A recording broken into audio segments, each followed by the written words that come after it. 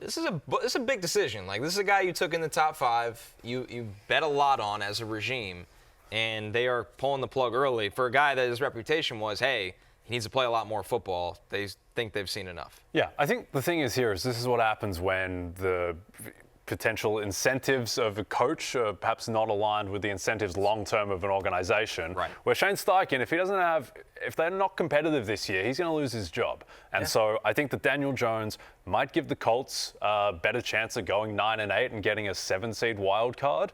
Anthony Richardson gives them a better chance to win a Super Bowl in the next 5 years, but that's not how this operates. And I think that Steichen probably just feels more comfortable with Daniel Jones. He feels like Daniel Jones is going to do a better job just executing the offense and making all the correct pre-snap reads and everything. And he just doesn't want to put his job in the hands of Anthony Richardson's 48% completion percentage or whatever.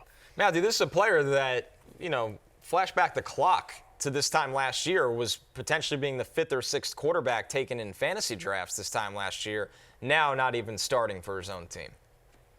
Yeah, it's awful for, obviously, for his long-term dynasty value, and I cannot imagine him getting a job back this year, barring injury to Daniel Jones. I mean, and I've said this before. I said this when they signed Daniel Jones. I think this is the dumbest move I've ever seen of an organization. I go back to the Commanders. I'm dead serious. When they signed Jacoby Brissett and they had Sam Howell, I said, Jacoby Brissett should never see a snap. We need to find out.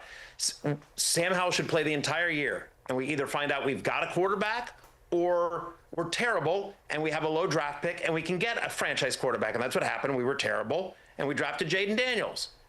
Anthony Richardson should be starting every single game, and if he's not the guy, he's not the guy. But Connor, how many games has Anthony Richardson played in his pro and college career? Like less than 30? I mean, and you go back to high school, it's the same thing. He's not this guy that came in to Florida with a ton of games played, and then he didn't play a ton of games at Florida. He declared as a very, very young player with not much playing time, and then because of the tools and traits, he was drafted that early. And then once again, it feels like it's been kind of 1 foot in, 1 foot out with the Colts. He's a project. You drafted him knowing he was a project, and then they haven't treated him like a project. They've basically said, why aren't you as good as CJ Stroud or Jaden Daniels or some of these pro-ready rookies? And it's just like, that's not the guy you drafted. And so I think it's just, and Daniel Jones is fine. But the best case scenario for Daniel Jones is you lose in a wild card game. Like, you're not, to your point, Jay, you're not winning a Super Bowl with Daniel Jones.